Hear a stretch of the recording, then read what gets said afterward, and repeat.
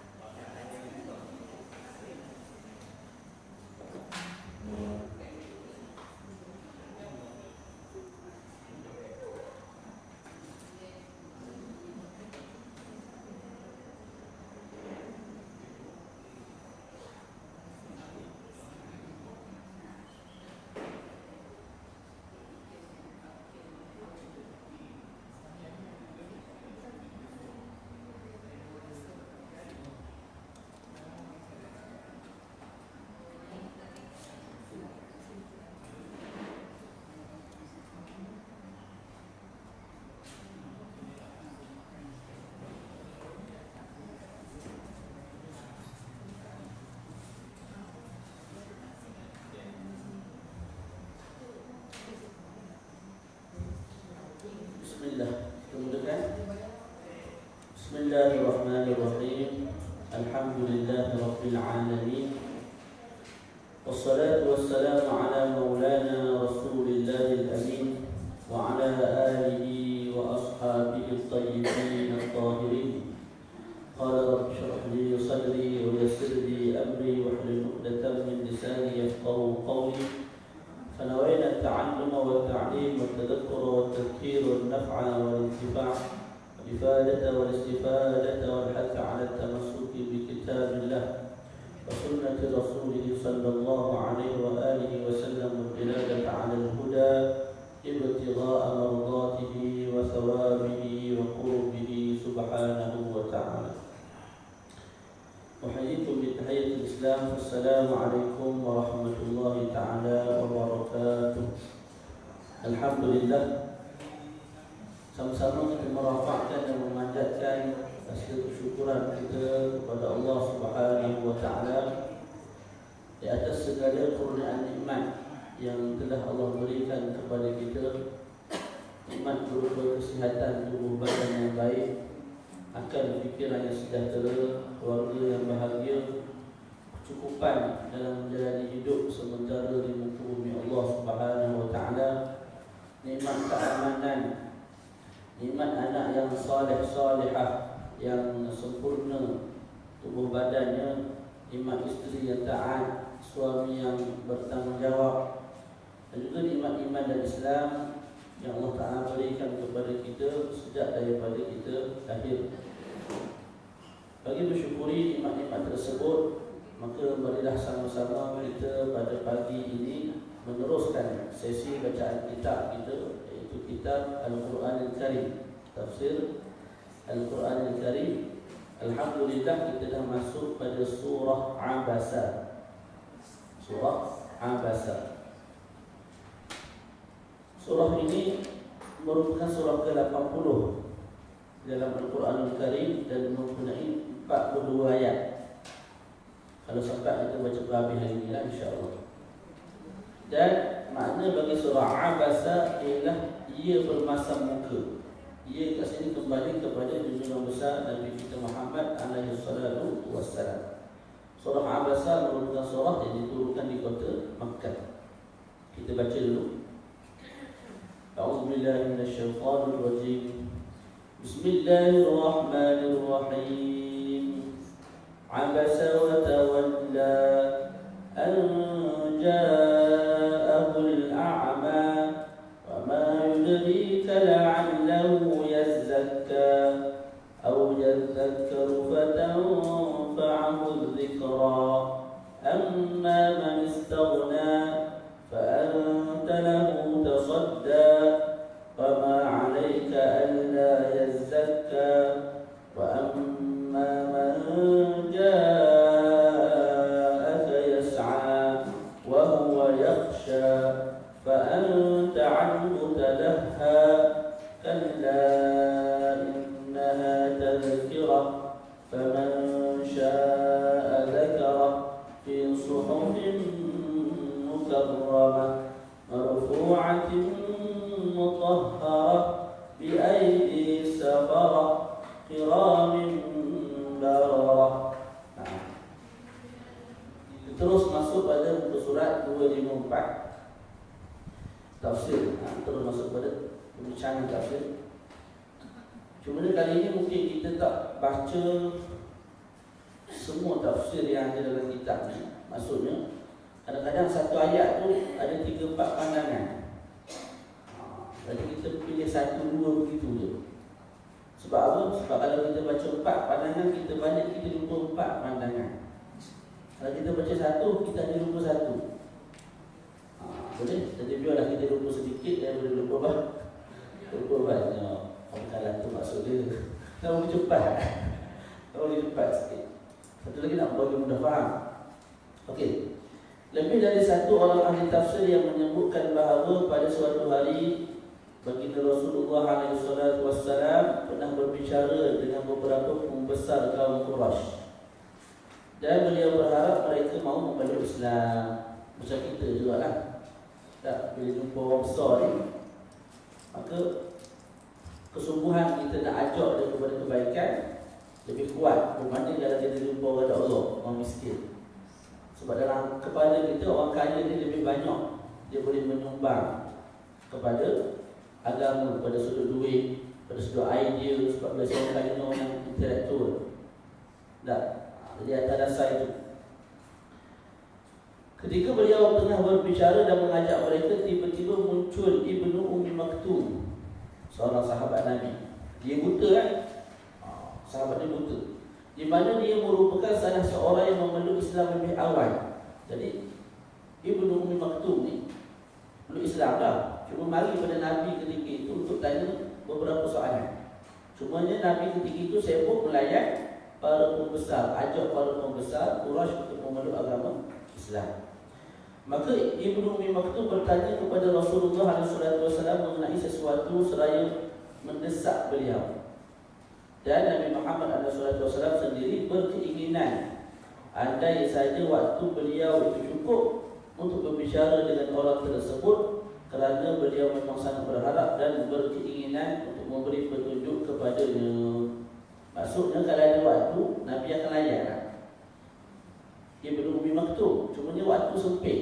Maka waktu yang ada, Nabi hanya fokus kepada pembesar-pembesar, sehingga Nabi bermasam muka dengan Ibnu Ummi Maktum. Jadi Allah Ta'ala tegur. Dan amanah Nabi kita Muhammad SAW, walaupun dia mencela diri bagi dia sendiri, tapi Nabi sampaikan. Sebab itu mukjizat yang wajib Nabi sampaikan. Kalau kita dedah kat orang, benda comel je lah.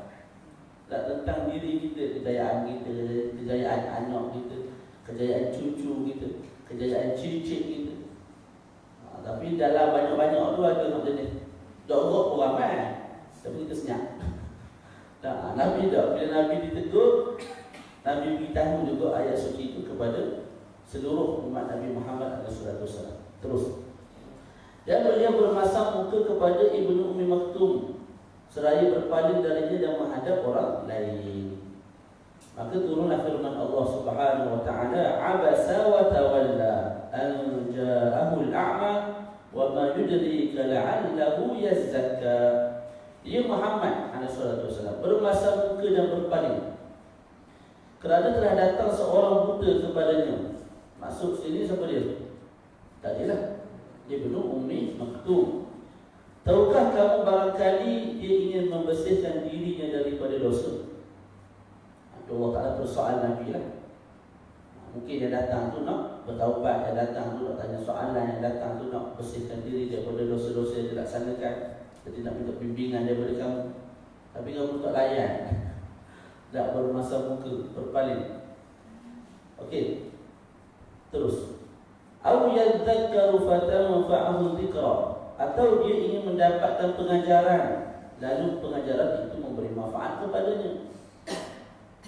Jadi sama ada dia mari nak membersihkan diri selepas melaksanakan dosa, ataupun nak ambil pengajaran, nak ambil ilmu.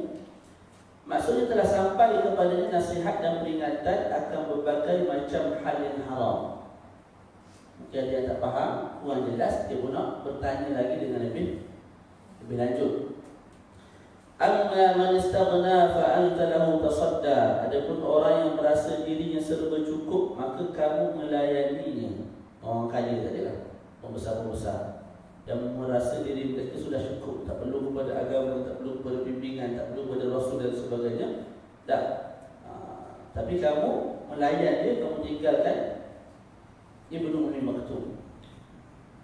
Maksudnya adapun terdapat orang yang kaya, maka kau menghadapinya barangkali dia mendapatkan petunjuk. Jadi Nabi layan kepada orang kaya. Adakah kalau orang kaya itu tak berislam, kamu akan tercela wahai Muhammad? Tak. Sebab tu dalam ayat seterusnya, wa ma 'alaika alla yazakka. Maknanya kalau orang kaya itu tak berislam, kamu tak tercela sebab kamu dah sampaikan dakwah. Jadi kenapa sampai beria-ria kamu berdakwah kepada mereka sehingga kamu meninggalkan kumpulan yang tak berapa nak Allah ni, miskin ke, muda ke, tak sihat ke, cacat ke. Kenapa? Tanya Allah Subhanahu wa ta'ala.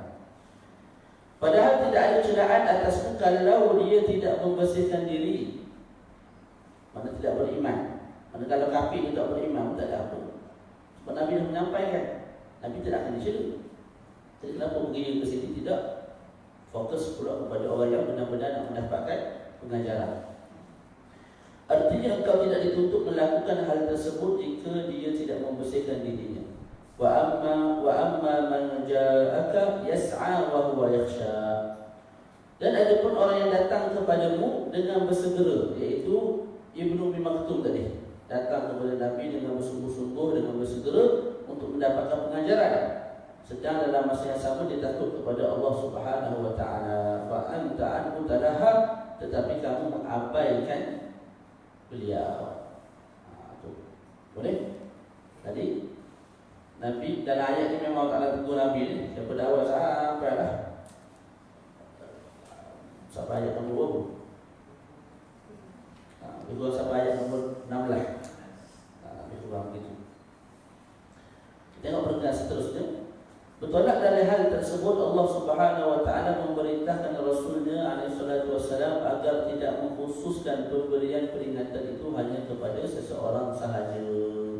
Tetapi hendaklah beliau bertindak sama rata antara orang mulia, orang lemah, orang miskin, orang kaya, orang terhormat, hamba sahaja, laki-laki, perempuan, kanak-kanak, dewasa, sama sahajalah layanannya.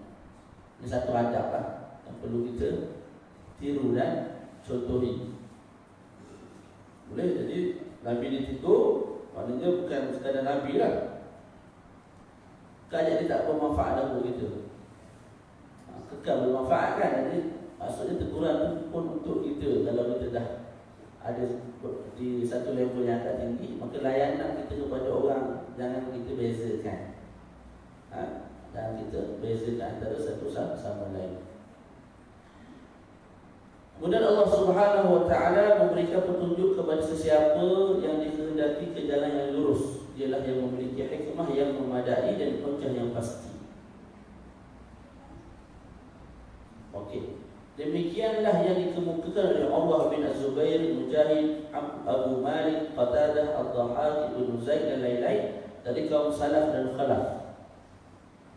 Iaitu bahawa surah ini turun berkenaan dengan Ibnu Ummi Maktum. Jadi surah ini sepakat salaf dan khalaf mengatakan turun ke atas seorang yang buta, iaitu Ibnu Ummi Maktum. Nama beliau ialah Abdullah. Ada pandangan mengatakan nama dia ialah Amr.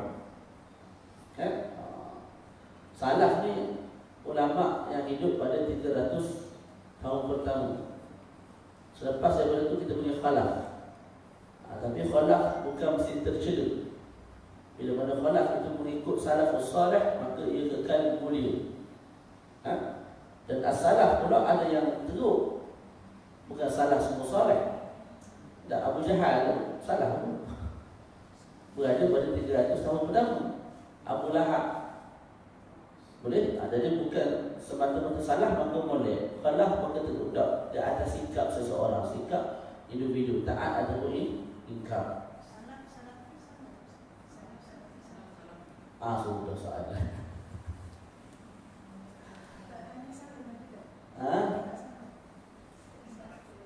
Salah dengan salafi. Tanya soalan. Kenapa tanya soalan itu?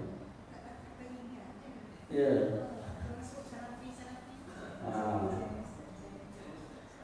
dia ada satu kelompok kumpulan, satu individu, satu kelompok manusia nak menisbahkan diri mereka kepada salaf.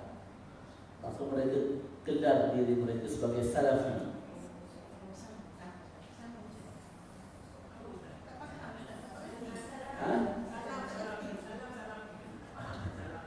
Salaf ni zaman. Salaf ni zaman. Salaf ialah zaman. Bukan individu tertentu tak, zaman pun. 300 tahun pertama. Khalaf selepas tu. Faham tak? Salaf tu zaman. Zaman yang mubarakah, yang diberkati oleh Allah Subhanahu Wa Taala. 300 tahun pertama, 3 kurun pertama. Yang Nabi sebut begitu, sebaik-baik kurun ialah kurun aku, kemudian selepas aku, lepas tu kurun selepas tu, 3 kurun pertama. Masalah hari ini ada kumpulan yang mendakwa mereka ikut salah, tapi akhlak ataupun metod kefahaman tu sedikit bercanggah. Sedikit bercanggah. Sedikit bercanggah dengan salaf. Dia pembahasan ni lama dah sebenarnya, bukan baru hari ini, dekat 1000 tahun dah berbaloi ni, antara Salafi, Hanabilah dan juga Ahlussunnah wal Jamaah Asy'ariyah. Secara umum dia majoriti ulama semua Asy'ariyah ataupun Maturidiyah. Ulama mazhab Maliki, Syafi'i dan juga mazhab Hanafi. 3 ni. Kalau Syafi'i kebanyakan Asy'ariyah. Kalau Maliki semua sekali Asy'ariyah. Hanafi, Maturidiyah. Hambali macam dulu. Hambali macam dulu. Pertama, Fudala'ul Hanabilah. Mereka yang ulama yang bermazhab Hanafi yang elok dan comel pegangan akidah ni. Satu lagi kumpulan, dia nak kepada tajsim, nak kepada tashbih, menyerupakan Allah Subhanahu Wa Taala dengan makhluk. Dia hampir-hampir ke sana. Kalau kita terik tanya dah nafi. Tapi apa yang disebut tu nak ke sana. Boleh? Dan Syekh Sa'id Ramadan Al-Muti rahimahullah dia sebut salaf ni bukan orang. Sampai kamu mendakwa kamu sahaja kumpulan salaf, kami ini kumpulan bukan salaf. Kamu saja nak ikut salafus salih, kami bukan nak ikut salafus salih. Kita semua nak ikut salafus salih.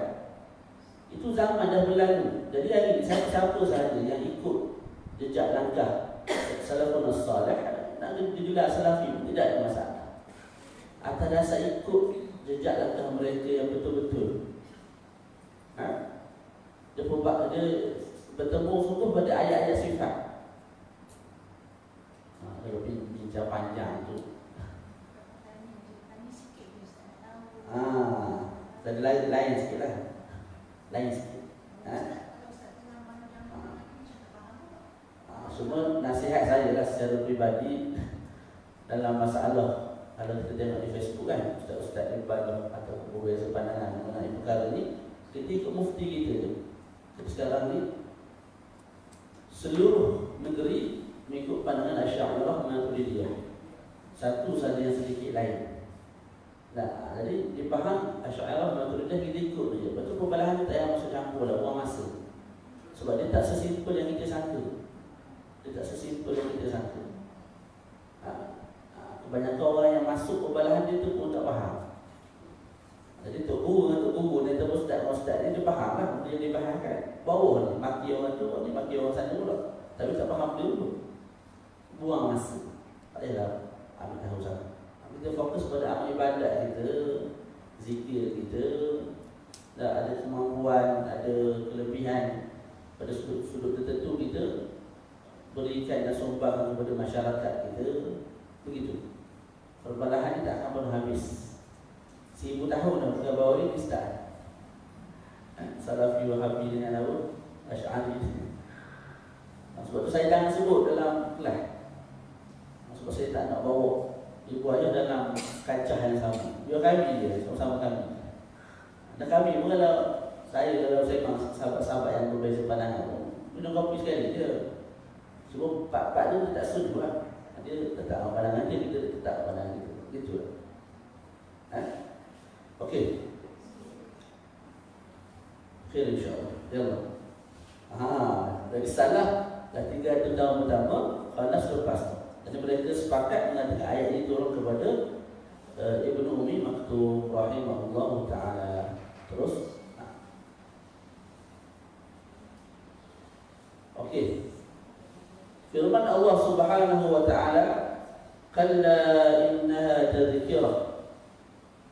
Sesekali jangan demikian, sesungguhnya ajaran Rabb itu adalah satu peringatan.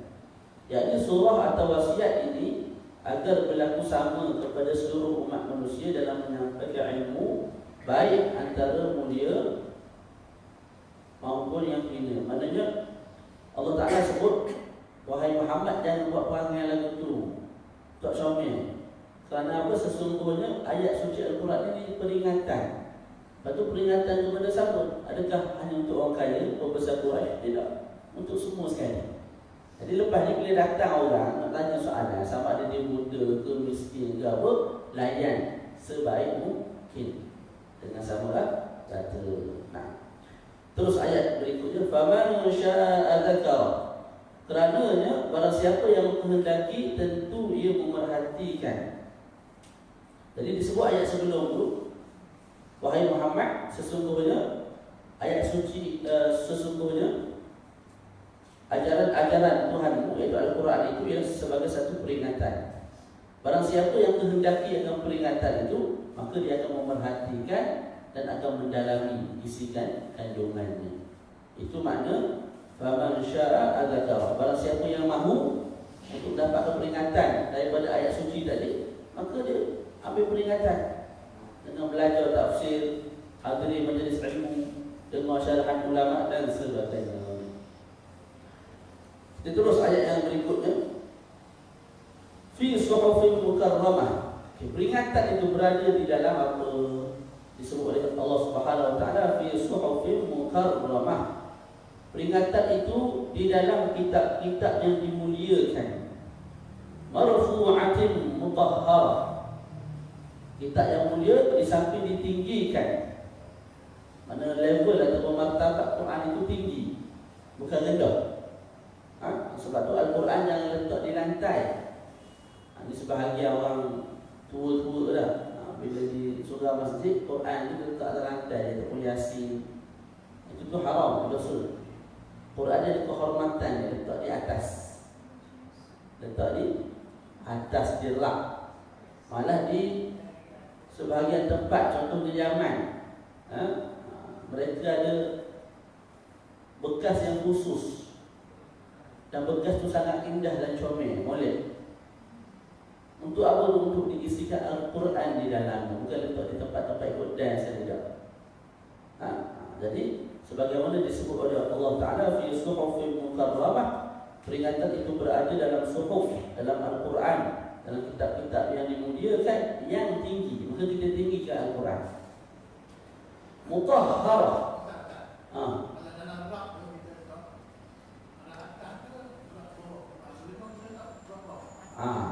Dia tentang susunan buku ni, ulama tulis cara dan adab tu. Pertama sekali, Quran. Kalau kita terlalu banyak Quran, bukan Quran yang pure Quran, penuh Quran sajalah. Lepas tu tafsir Al-Quran, lepas tu hadis, lepas tu tafsir Al-Hadis, lepas tu fiqah, ilmu-ilmu akidah, fiqah. Akhir sekali, bawah sekali, ilmu-ilmu yang berkait dengan bahasa. Ataupun kalau ada ilmu mantik bawah lagi, ilmu bahasa duduk atas sikit, ataupun sama level. Itulah dia ada turutan yang disusun oleh para ulama. Yang pentingnya dua benda tu, hadis dengan Quran duduk atas sekali. Kerana kalau rak tu tak penuh, dia letak sama level hadis dan Quran pun tak ada masalah. Tapi bukanlah bermakna kalau kita baca Quran kan, lepas tu kita pun letak dalam rak kat tengah, atas tu ada buku lain. Bukanlah berdosa, sebab kita bukan niat nak menghina ketika tu.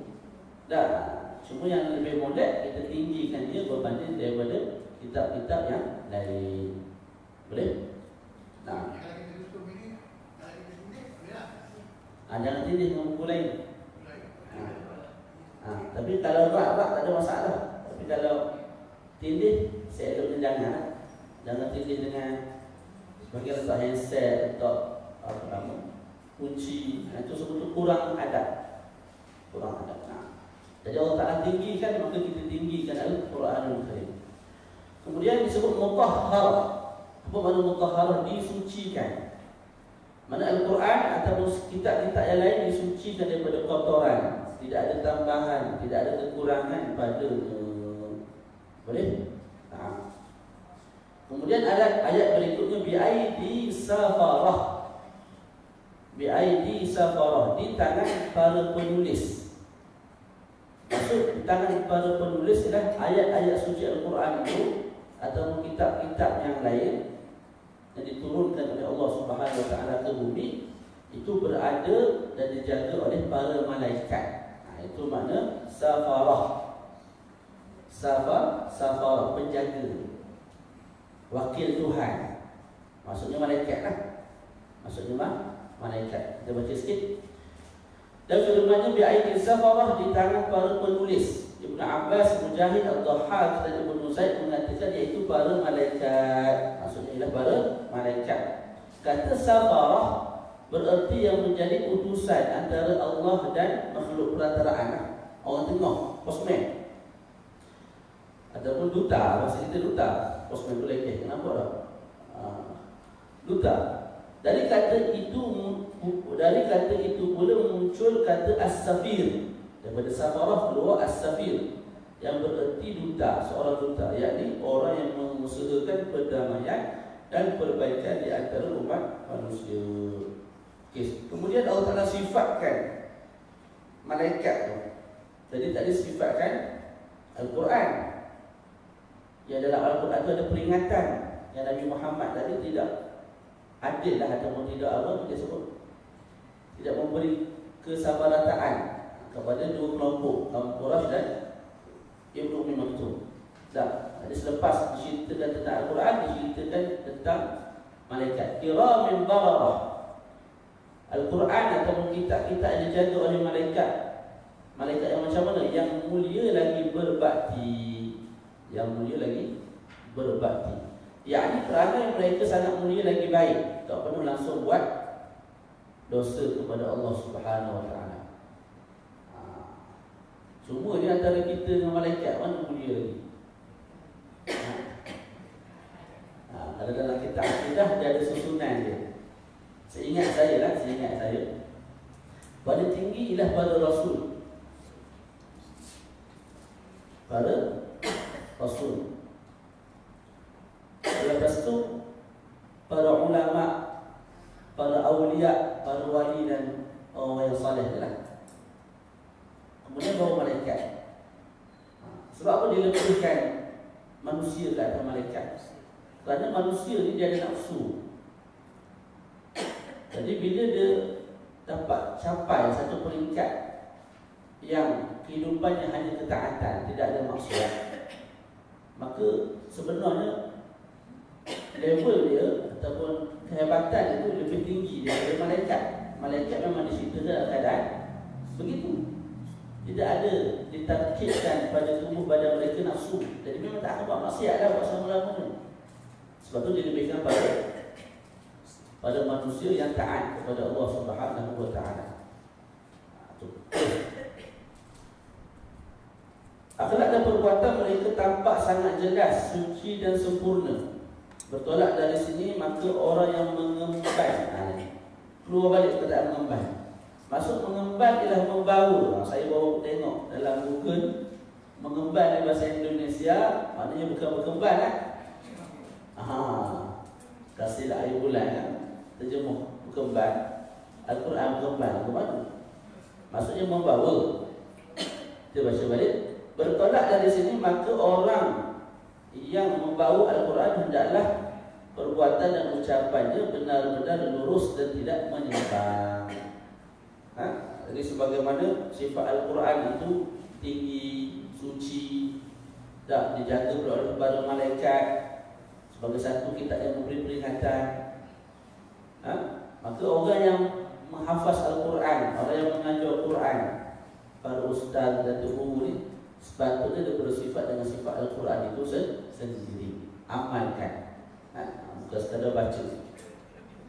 Imam Ahmad meriwayatkan daripada Sayyidatina Aisyah radhiyallahu taala anha, dia berkata Rasulullah sallallahu alaihi wasallam bersabda, "Alladhi yaqra'ul Qur'ana wa huwa mahirun bihi ma'as safaratil kiramil bararah, walladhi yaqra'uhu wa huwa 'alaihi syaqqun lahu ajran."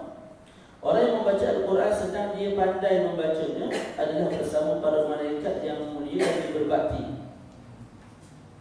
Orang yang pakar, reti baca, elok bacaannya, tak, maka mereka bersama malaikat yang mulia di samping berbakti, taat kepada Allah Ta'ala. Dan orang yang membaca Al-Quran sedang dia merasa kesulitan, dia tak dalam hadis itu. Dia tak. Mana baca tu baca satu, ulang 14 kali, tak lepas-lepas. Lepas tu guru ajar, dia sebut betul sekali, saya dah balik. Duk mana tu kursi 2-3 minggu, duk betulkan huruf yang sama ataupun apa nama tu, kalimah yang sama, surah yang sama. Maka baginya 2 pahala. Hadis ni ramai orang salah faham. Dia tengok sekali nampak, maknanya kita kena jadi orang bodoh kan. Mana orang yang baca Quran lambat, orang baca Quran sangkut, dapat 2 pahala. Kalau tadi orang yang pandai baca ni tak sebut pun pahala sini, tak ada pahala tu, atau dapat 1 pahala je. Betul tak? Sebenarnya Al-Imam Al-Qadhi Iyad dan selain daripada beliau menyebut, bukan maksud ayat ini atau hadis ini atau hadis yang serupa dengan ini, bukan hadis ini saja, hadis saya pun ada sekarang. Bukan maksudnya orang yang mahir itu lebih rendah levelnya berbanding orang yang baru belajar. Tidak. Sebab apa? Tengok sini dalam hadis, Nabi sebut orang yang mahir Quran bersama siapa dia? Para malaikat yang sentiasa buat taat. La ya'suna Allah ma amarahum wa yaf'aluna ma yu'marun. Maka levelnya sudah tentu lebih tinggi. Sebab bersama-sama makhluk yang tak pernah buat maksiat kepada Allah Subhanahu Wa Taala. Cuma dia disebut juga orang yang mengaji, yang lambat, yang itu, yang ini, diberi 2 pahala sebagai satu galakan. Sebab kita ni hidup tak sama. Ada kita lahir-lahir daripada perut mak tu, tengok mak hafizah, ayah hafiz Quran, memanglah anak insya-Allah. Mungkin hafiz juga, paling tidak pun bacaan tu betul, mak ayah dia bimbing. Tapi ada orang lahir-lahir mak pok pun tak ada, ataupun mak pok jadi pakai rantai sini semua pendek kan. Jadi bimbingan masa muda, masa kecil tak ada, dibiarkan begitu saja. Ataupun ayah ibu tu okey, cuma kesedaran ke bab-bab kurang sikit. Maka kita bila dah berusia barulah sedar dengan diri sendiri. Boleh jadi.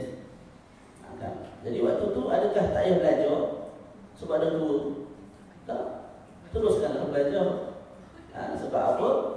Sebab kalau kita baca sangkut tu, kita dapat 2 pahala. Pertama, pahala membaca. Kedua, pahala berusaha untuk dapatkan bacaan yang tepat. Itu maksudnya.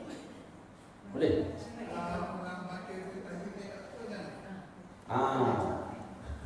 Baca tajwid tak betul. Dia sebenarnya tajwid ni wajib dibaca dengan tajwid. Cuma wajib pada sudut apa? Khilaf kat situ. Ada sebagian ulama kata wajib pada sudut syar'i. Wajib syar'i ni macam sembahyang. Tak sembahyang berdosa, jadi tak baca dengan tajwid berdosa.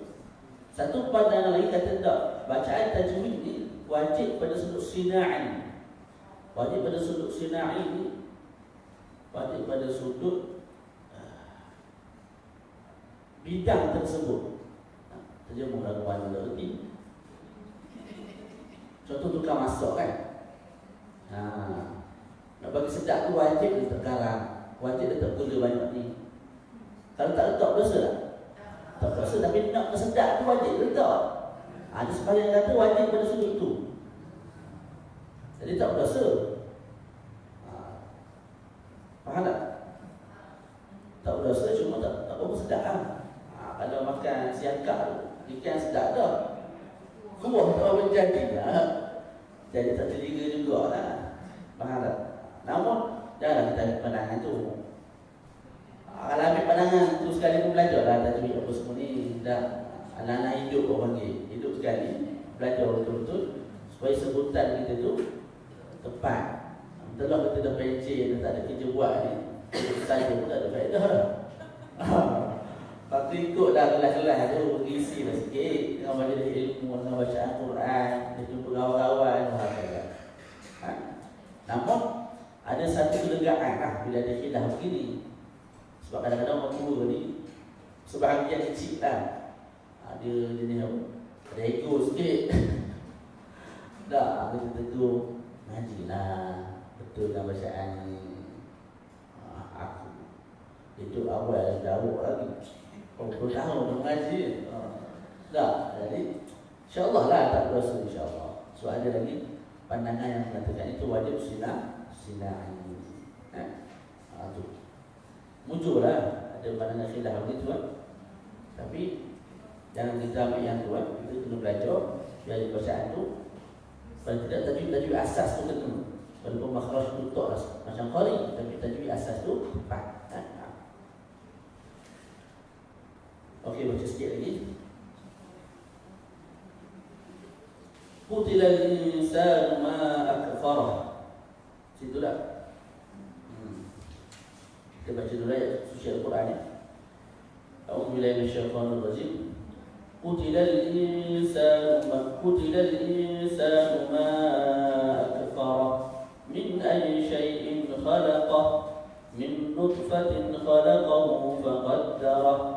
ثم السبيل يسره ثم أماته فأقبره ثم إذا شاء أنشره كلا لما يقض ما أمره فلينظر الإنسان إلى طعامه أنا صببنا الماء صبا ثم شققنا الأرض شقا فأنبتنا فيها حبا وعنبا وقبا وزيتونا ونخلا وحدائق غلبا وفاكهة وأبا متاعا لكم ولأنعامكم. Okey, kita baca tafsir. Allah Subhanahu wa taala berfirman seraya mencela beberapa orang anak cucu Adam yang mengingkari adanya hari kebangkitan dan dikumpulkannya para makhluk. Jadi dalam ayat pertama tu, qutilal insanu ma akfar, yang bermakna binasalah manusia, celakalah manusia. Qutila ni terjemahan literal dibunuh. Makna binasalah, hancur. Binasalah manusia, alangkah amat sangat kekafirannya. Binasalah manusia kerana terlalu kufur, terlalu mengingkari akan hari kebangkitan yang benar-benar akan wujud pada akhir zaman nanti. Okey.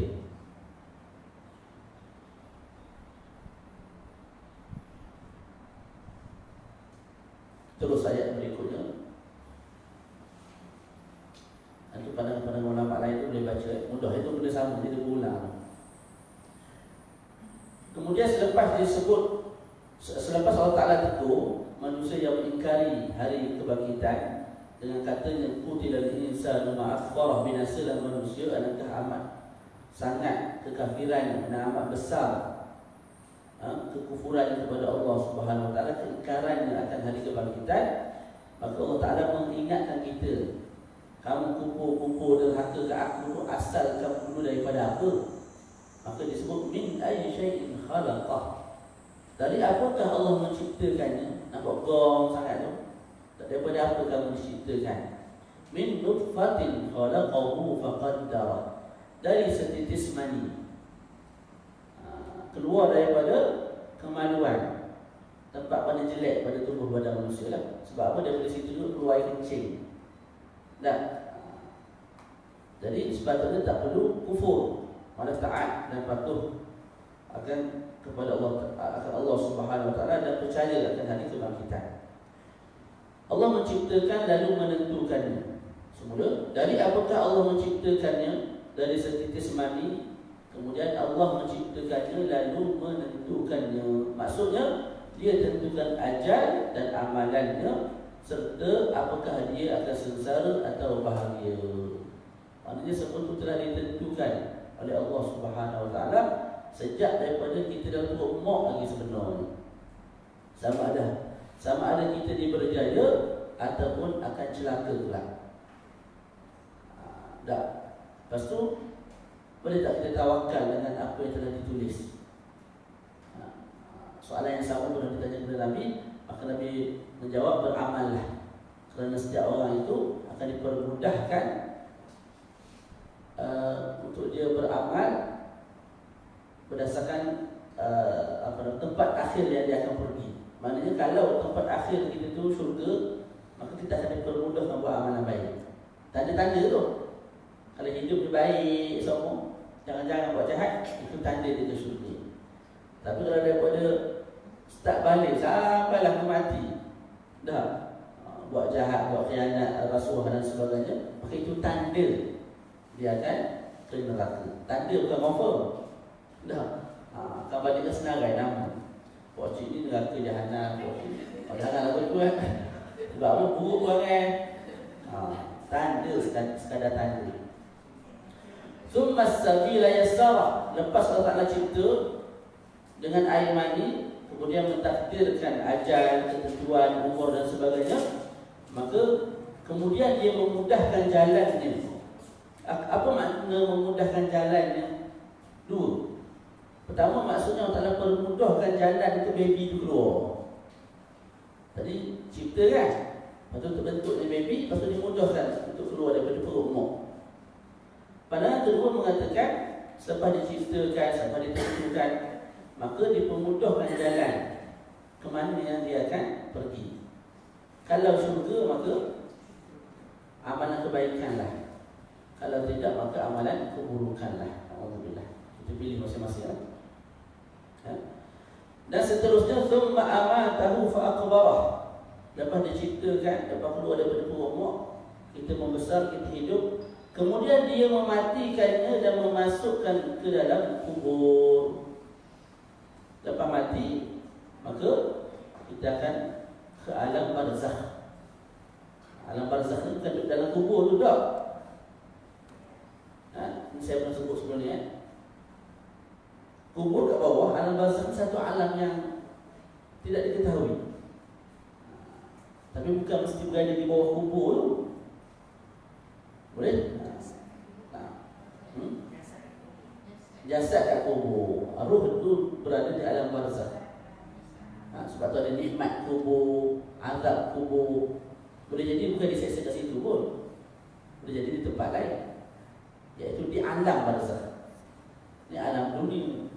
Dah, sebelum ni alam lain, selepas ni alam lain, alam akhirat. Tu di alam tersebut tu berlakunya nikmat syurga dan azab neraka, berlakunya nikmat kubur, azab kubur. Okey. Kemudian thumma idza syaa'a ansyarah. Thumma idza syaa'a ansyarah. Kemudian bila dia kehendaki, dia membangkitkan semula.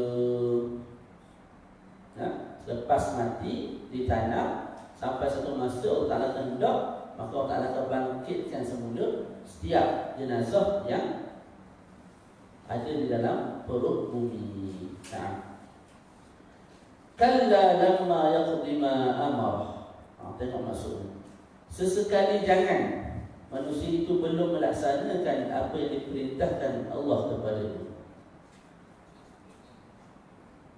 Ibnu Jarir mengatakan, Allah Jalla Sana'u berfirman, kalla, sesekali jangan. Masalahnya tidak seperti apa yang orang kafir katakan, bahawa dia telah menunaikan hak Allah atas dirinya, baik berkenaan dirinya maupun harta benda. Tu ambil situ dia. Jadi apa makna kalla lamma yaqdi ma amara? Ini kritikan Allah Ta'ala kepada puak kafir yang mengatakan, kami sudah melaksanakan perintahmu, sudah amalan kami dah buat sekian, sudah harta kami dah zakat apa semua. Tak. Maka Allah Ta'ala bertegur, kalla lamma yaqdi ma amara. Sesekali tidak.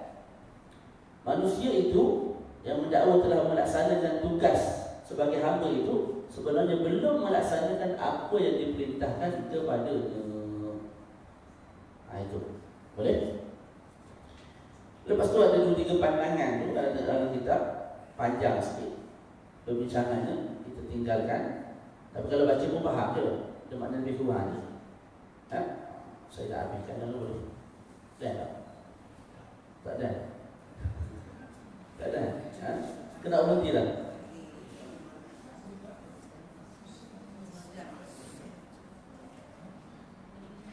Ya.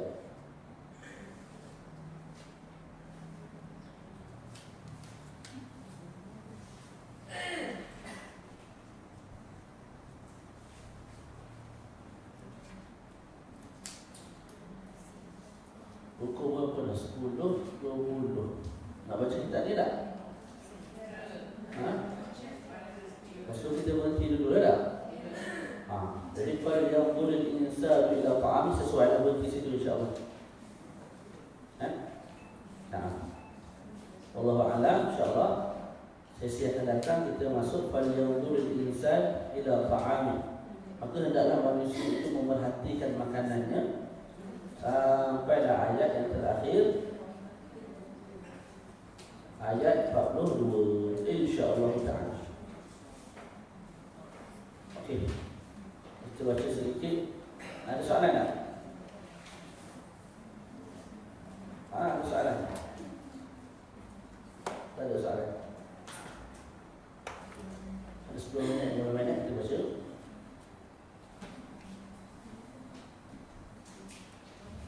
Kita dah sampai pada yang ketiga, betul? Muka surat 82, ketiga. Bismillahirrahmanirrahim. Jadi kita masih berada pada sebab-sebab sujud sahwi. Dengan makna kalau berlaku salah satu sebab, disunatkan, bukan diwajibkan, disunatkan kita sujud sahwi. Okey.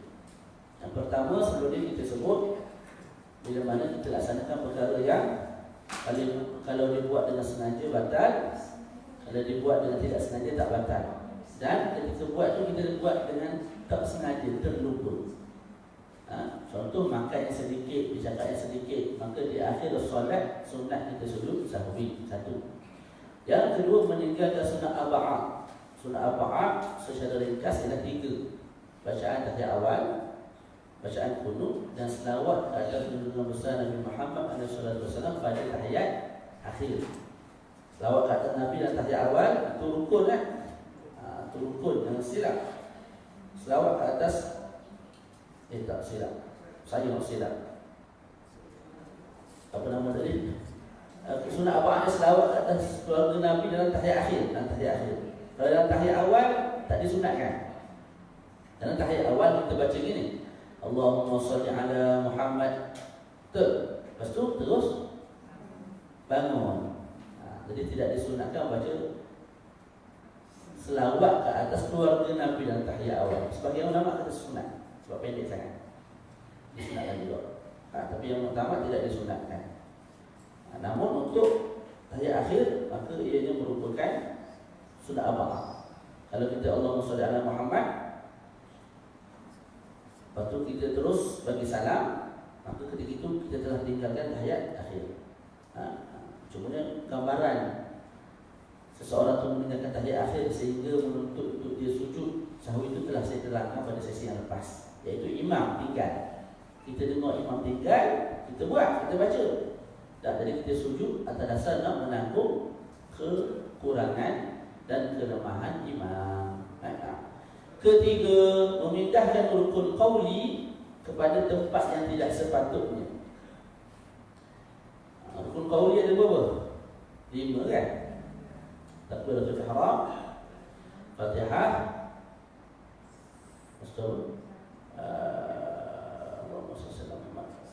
bacaan tahiyat akhir, salam, selagi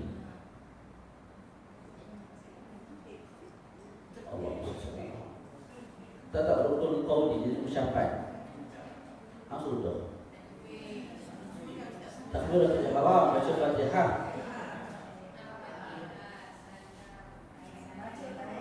tahiyat akhir, selawat ke atas Nabi dalam tahiyat akhir, kemudian salam. Okey, tengok perincian.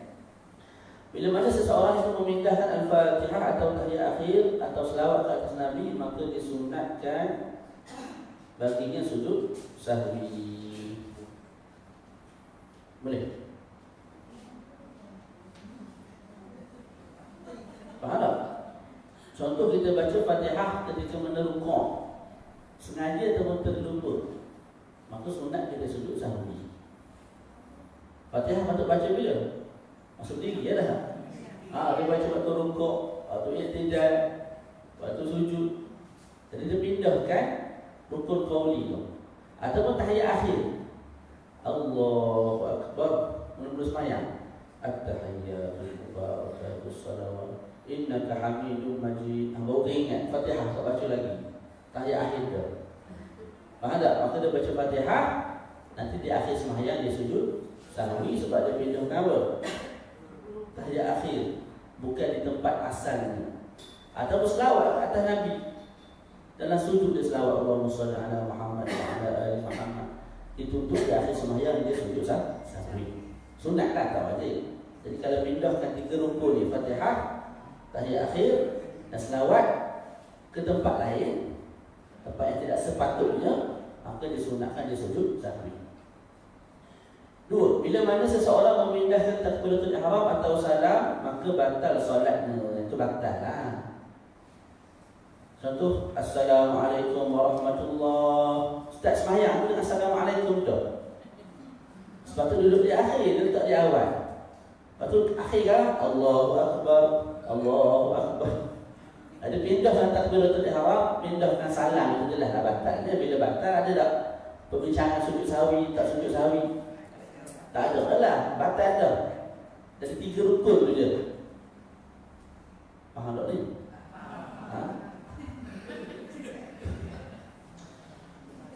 Diambil hukum yang sama dengan rukun qauli, ialah memindahkan surah kepada selain tempatnya. Surah ni bukan rukun. Sunat baca surah kan dalam Fatihah, tapi dia mengambil hukum yang sama. Tadi waktu rukuk tu subhana rabbiyal azim wa bihamdih, lepas tu kita baca wadduha wal laili idza saja. Dah lupa tadi. Masa berdiri tadi tak baca. Tak, tengah-tengah rukuk nak cover balik dah kawannya. Dia pun baca wadduha. Maka orang lain tu di akhir sembahyang sunat dia sujud sahwi. Atau baca waktu sujud ke ikut kan. Dia pindahkan. Sepatutnya baca bila? Patut diri kan. Okey. Begitu juga kunut jika dipindahkan ke tempat lain dengan niat kunut. Anda kena faham. Kunut. Allahumma hdina fi man hadait wa afina fi man afait. Jadi 2 situasi. Kalau kita baca sekadar itu doa, bukan niat ke kunut tu, doa, sekadar doa, ucapan semua doa tu, puji doa, maka ketika itu tak perlu kita sujud sahwi di akhir sembahyang. Contoh saya sujud. Dalam sujud ni, dalam hadis disebut perbanyakkan doa. Sebab Allah dekat ketika itu, mustajab doa ketika itu. Tadi kita fikir doa boleh apa ya? Allahumma hdina fi man hadait wa afina fi man afait. Itu jadi ingatnya. Jadi dibaca atas dasar doa, bukan doa kunut. Yang itu tak perlu sujud. Tapi kalau dibaca tu memang atas niat, itulah doa kunut. Aku baca dia atas dasar itu doa kunut, bukan doa biasa tak. Maka ketika itu sunat dia sujud sahwi. Boleh? Terus, maka disunatkan bagi 2 situasi ini seseorang itu sujud sahwi. Selesai. Terus, bila mana dipindahkan zikir selain daripada surah dan kunut, subhana rabbiyal azim wa bihamdi, subhana rabbiyal a'la wa bihamdi, sami Allahu liman hamidah. Zikir-zikir itulah. Dia jangan tempat dia kan, posisi dia. Bila dipindahkan kepada selain tempatnya, maka tidak disunatkan sujud secara mutlak, secara total. Saya tak tahu terjemah apa mutlak dalam bahasa Melayu. Secara total, secara keseluruhan di sisi Imam Ramli. Jadi tentang zikir, contoh subhana rabbiyal azim wa bihamdi, baca waktu rukuk, kita baca waktu sujud. Tak, sunat tak sujud sahwi. Imam Ramli sebut tak disunatkan langsung. Sengaja tak sengaja tak disunatkan langsung. Itu di sisi Imam Ramli rahimahullah. Di Asia Tenggara ni lebih ikut Imam Ibn Hajar, lawan dia tu. Tengok. Dan disunatkan sujud di sisi Imam Ibn Hajar rahimahullah dikala diniatkan yang dipindahkan. Zikir yang dipindahkan. Jika diniatkan zikir yang dipindahkan. Contohnya seseorang itu berkata subhana rabbiyal azim dalam berdiri dengan niat itulah zikir rukuk. Jadi sepatutnya kita berdiri, tak adalah subhana rabbiyal azim, subhana rabbiyal a'la tu. Lepas kita baca surah, lepas Al-Fatihah baca surah kan. Tapi kita baca subhana rabbiyal azim wa bihamdi, subhana rabbiyal azim wa bihamdi, subhana rabbiyal azim wa bihamdi. Tak baca kan? Ingat keadaan, apa-apa zikir dan sembahyang tak baca. Walaupun bukan di tempat dia. La ilaha illallah, la ilaha illallah. Tak baca. Afdal tak afdal tu cerita lain. Bahkan tak. Sebenarnya kalau ada bercakap dengan manusia, itu batal lah. Orang bersin, kita pun yarhamukallah, Allah merahmati kamu. Ketika itu kamu dah catch dengan dia, bercakap dengan dia, itu batal lah. Tapi kalau sekadar zikir kosong, sunyi daripada ucapan dengan manusia, maka tidak batal sembahyang. Ala kulli hal kan? Sekarang ni Imam Ibn Hajar sebut, kalau dia berdiri, Fatihah baca dah, surah baca dah, masa ada lagi tu imam baca panjang, tu imam duduk depan, dia duduk belakang, dia tak dengar. Tak dengar apa-apa, maka dia pun berzikir subhanallah ataupun subhana rabbiyal azim wa bihamdi, subhana rabbiyal azim wa bihamdi. Imam Ibn Hajar sebut, kalau kamu niat subhana rabbiyal azim wa bihamdi itu zikir rukuk, maka sunat sujud. Tapi kalau kamu niat tu sekadar zikir biasa, nak penuhkan masa, daripada duduk kosong ataupun tak berkata apa, maka kita baca. Kebetulan tak ingat yang lain, ingat yang tu sahaja. Kalau kamu baca atas dasar itu, maka tidak disunatkan sujud sahwi di akhir solat. Jadi untuk zikir ni, ada dua pandangan. Imam Ramli kata tak disunatkan langsung sujud sahwi. Kamu pindahlah ke mana-mana, sengaja tak sengaja niat itu zikir rukuk, zikir yang tidak. Mana kalau rukuk tu, dalam rukuk sami Allahu liman hamidah, Rabbana lakal hamd, sami Allahu liman hamidah, Rabbana lakal hamd. Diniatkan sebagai itulah zikir iktidal. Di sisi Imam Ramli tak perlu sujud. Tapi di sisi Imam Ibn Hajar dia rincikan, dia tafsirkan, dia buat perincian. Kalau kamu niat itulah zikir iktidal, maka di akhir sembahyang sujud. Sebab kamu dah pindah zikir iktidal daripada tempat sepatutnya ke tempat lain. Tapi kalau kamu tidak niat begitu, maka tak perlu sujud sahwi di akhir salat. Boleh? Nak mudah betul tak payah belajar lah. Kalau nak mudah ingat, ikut pandangan Imam Ramli lah, tak payah sujud apa lah. Ada zikir lah. Jadi kalau kunut, surah itu sujud. Okey. Yang terakhir, masalah yang terakhir, bukan masalah terakhir, sebab sujud sahwi yang terakhir. Keempat, melakukan rukun fi'li, rukun perbuatan. Rukun perbuatan, rukuk, iktidal, sujud, duduk antara dua sujud. Dengan wujudnya kemungkinan rukun itu rukun yang ditambah. Gambaran, bila mana seseorang itu syak, adakah dia sudah rukuk atau tidak, maka wajib dia rukuk sebagai langkah ikhtiyar, yakni berjaga-jaga. Begitu juga jika dia syak, adakah dia telah sujud ataupun tidak, maka wajib dia sujud sebagai langkah berjaga-jaga pada perakhiran solat sunat baginya sujud sahwi. Gini, Kita sembahyang, kan? Sembahyang habis Fatihah, habis surah, kita rukuk. Allah Akbar, Sami Allahu liman hamidah. Lepas tu mari syak. Aku rukuk ke belum tadi? Aku rukuk ke belum? Banyak sangat pasal lain duduk sembahyang aku lupa habis. Rukuk dah tadi, tapi dia syak. Bila syak buat tak, kita ambil hukum tak buat. Maka dia pun tak buat, dia buat. Allah Akbar, Sami Allahu liman hamidah. Lepas tu sujud. Dalam situasi ini, di akhir sembahyang sunat dia sujud sahwi. Ataupun mungkin kerap sikit berlaku waktu sujud. Sebab sujud 2 kali kan. Sujud sekali, kita pun duduk antara 2 sujud. Kita pun mikir, aku sujud pun belum tadi. Kena bangun atas, kan kita sujud kan. Lepas tu gini kadang-kadang kita tu boleh bangun ke atas, masuk rakaat seterusnya. Jadi bila kita duduk gini tu, dia bagi syak. Dah sujud kedua ke belum? Maka bila berlaku syak belum ke, dah buat ke belum, maka hukumnya belum. Maka kita sujud sekali lagi. Masa sujud sekali lagi tu, kebetulan dia lain sikit dengan masalah tadi kan. Masa kita sujud sekali lagi tu, ada tambahan apa-apa tak kita buat? Tak ada kan? Sebab itulah hakikat sujud yang kedua. Pada realiti di sisi Allah kita tak tahu. Tapi kemungkinan juga itu sujud yang ketiga dah. Kemungkinan itu ada. Maka di akhir solat sunat juga kita sujud sahwi. Boleh? Jadi dalam masalah rukuk tadi saya buat gambaran memang tambah subuh. Dalam masalah sujud tak tambah pun, tapi masa buat tu dalam hati. Sujud kali ketiga tu. Itu yang kedua. Maka kita tambah, kita buat juga sebab apa? Sebab kaedah sebut bila bertemu buat atau tak, maka asal kepada sesuatu perkara itu tidak. Dah makan ke belum? Ambil belum makan ni. Lepas tu syak kita makan ke belum? Makan ni. Boleh? Kalau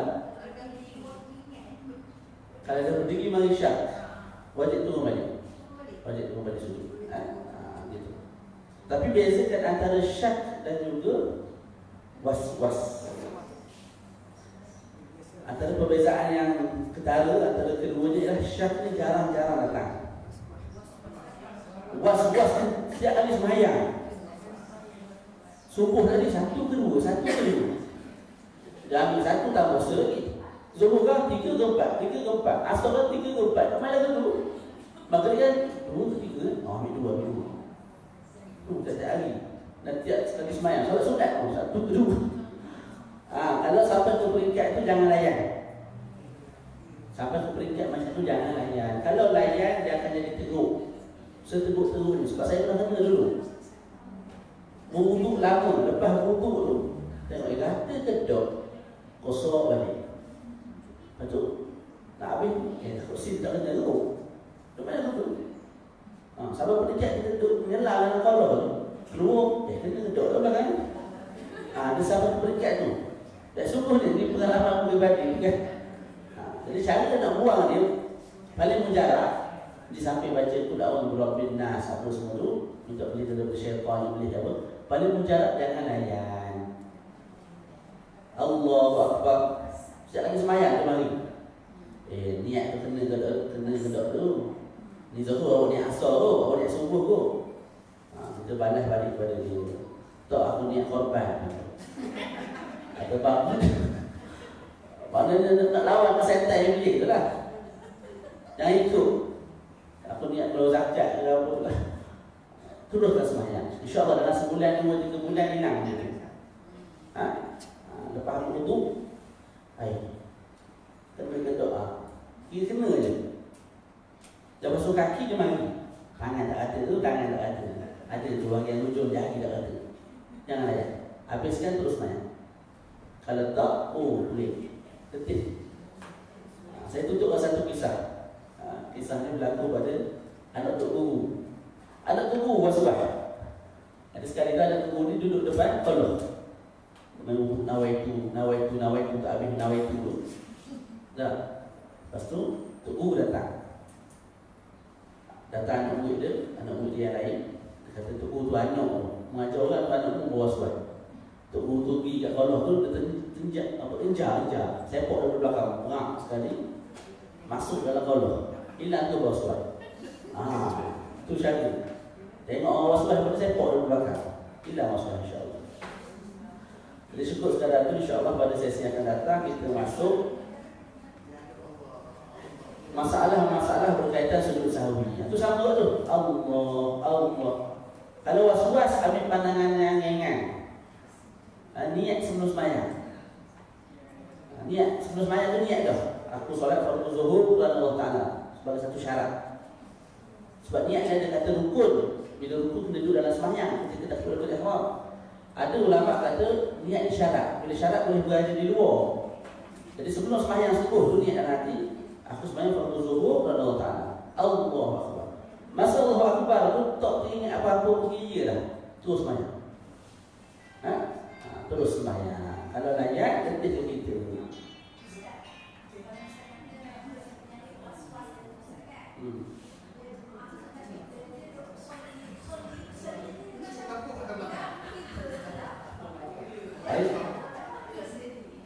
Itulah. Kena ajar dia cara bimbing dia. Beritahu jangan layan. Kalau tak memang makin tegur dia bukan makin boleh. Al-Imam Al-Bajuri sebut dalam kitab dia Hasyiatul Bajuri, mereka yang was-was ni, sebab apa jadi was-was? Sebab dia asal niat dia nak berjaga-jaga dalam agama. Kan agama ni ajar kena rakakan air, kena niat dalam takbiratul ihram. Tapi akhir sekali melampau-lampau sehingga dia buat satu perkara yang Nabi pun tak buat. Nabi ada buat Allah. Tak ada. Allah main dulu. Tak ada. Jadi Imam Bajuri sebut orang yang ada was-was dalam akal dia ada masalah. Khabarun fil aqli, ada something tak betul, tak center pada otak. Jadi kena tegur dan kena bimbing je lah. Jangan layan. Jangan layan tu jangan sekejap. Bila kita lawan dia memang rasa berat, rasa tak sempurna ibadat ni. Memang rasa bosan begitu. Tapi lawan sampai dah 2-3 bulan begitu, insya-Allah dia akan hilang. Hilangkan sendiri. Jadi syukur sekadar itu, insya-Allah kita bertemu lagi pada sesi yang akan datang. Wassallallahu ala sayyidina Muhammad wa ala alihi wa sahbihi wa baraka wa sallam. Alhamdulillahirabbil alamin. Assalamualaikum warahmatullahi wabarakatuh.